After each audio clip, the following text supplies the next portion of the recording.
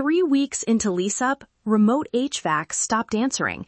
Tenants called the front desk. The tug-of-war started at 7 a.m. The culprit was an expired cloud license nobody had on the calendar. Welcome to Built, Wired, and Secured. I'm Alex Morgan. Today, how those invisible licenses and firmware dates become real operational problems and what to do about them. Oof, that opens the book. From an operational standpoint, outages like that are deceptively simple. Nothing looks broken until somebody reboots or the cloud stops replying. Then tenants notice, and suddenly it's everyone's problem. Yeah, I remember a campus where the cloud proxy billing failed. Sequences relying on it drifted for weeks. By the time we knew, we had tenant complaints, overtime for staff, and an emergency contractor bill that pushed into the low tens of thousands. Not a dramatic headline, but a real hit to operations and goodwill. Wow, low tens of thousands is the kind of wake-up number leadership pays attention to. Michael, when you review portfolios, what failure modes keep showing up?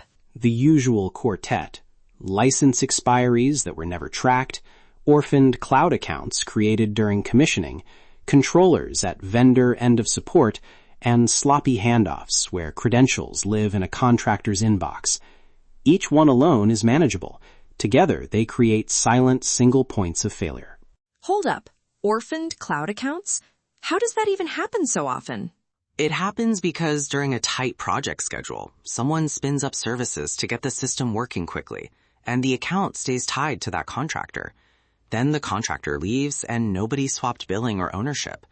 Months later, billing hits a snag and the service vanishes. Right, so ownership is the core problem. Who should actually own renewals and patching? Facilities, IT, or vendors? Short answer: shared responsibilities, but name a lead. From an operational standpoint, facilities should lead the asset registry and renewal calendar. They feel the heat first. IT owns patching standards, network controls, and integration policies. Vendors deliver the handoff artifacts and support per contract. If you don't pick a lead, coordination stalls. I'm not sure I buy that facilities should always lead. IT manages software for a living. If facilities own every renewal, you're asking them to be a mini procurement team. Fair. And that's a good pushback. Here's a narrow, practical split that works.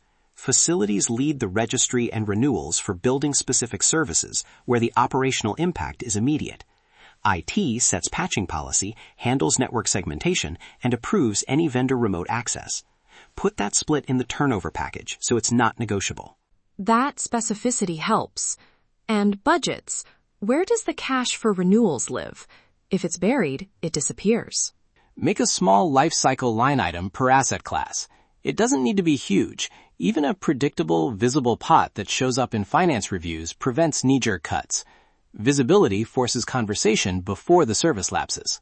Exactly.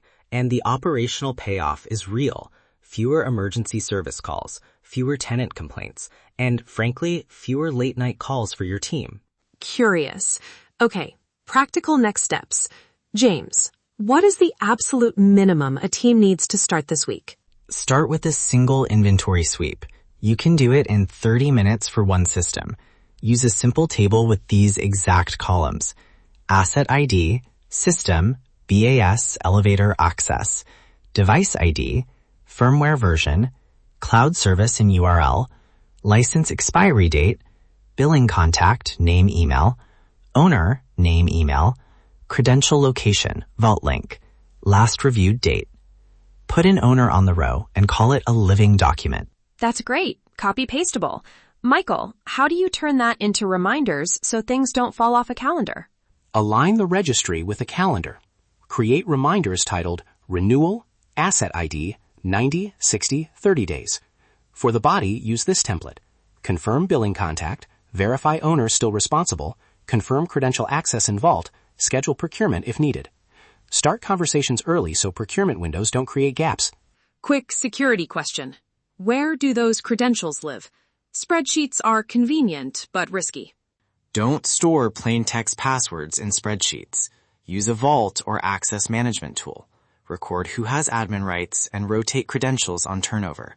For the turnover clause in project closeout, Use something like vendor must create credential entries in the owner's vault, document owner contact, list EOL/renewal dates, and secure owner's signed acknowledgement. That keeps control with the owner, not the contractor. Also, track vendor EOL dates for firmware. If a controller is end of support, it becomes both a security and uptime risk. Either schedule replacement in your capital plan or isolate it on a protected network segment until retirement. Visibility here drives prioritization. Let's inject a bit of friction. What if IT refuses to manage HVAC licenses because they say it's not in their scope? How do you resolve that in practice?